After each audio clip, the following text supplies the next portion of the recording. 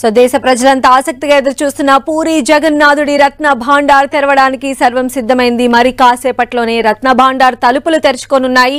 రత్న భాండార్ తెరవడానికి జగన్నాథ ఆలయ ట్రస్ట్ వేద పండితులు ముహూర్తం కూడా ఫిక్స్ చేశారు.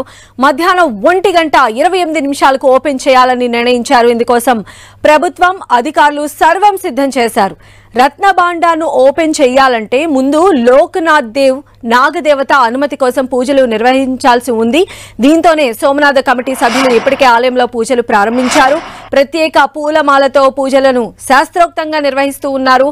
మధ్యాహ్నం 1 వరకు కూడా ఈ పూజా కార్యక్రమాలు అనేవి కొనసాగనున్నాయి. అనంతరం రత్న భాండార్ను తెరవనున్నారు.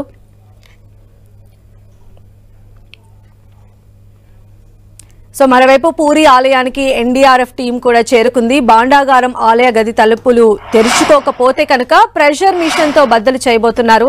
ఇందుకోసం ప్రెషర్ మిషన్ ని కూడా సిద్ధం చేసింది ఎన్డీఆర్ఎఫ్. భారీ సర్చ్ లైట్స్ ఎక్విప్మెంట్ ను కూడా తీసుకొచ్చారు. సో అక్కడ మొత్తం సర్వం సిద్ధంగా ఉన్నారని చెప్పొచ్చు. జగన్నాథుడి ఆలయంలోకి జగమోహన సమీపంలో ఈ రత్న భాండాగారం ఒక చిన్న ఆలయం తరహాలో ఉంటుంది. దీని హైట్ వచ్చేసి 11.78 మీటర్లు ఉంటుంది. ఇందులో దేవతామూర్తుల ఆభరణాలను భద్రపరిచేందుకు బాహ్య లోపలి గదులు ఉంటాయి. అయితే బయట గది కంటే లోపలి గది అనేది చాలా విశాలంగా ఉంటుంది.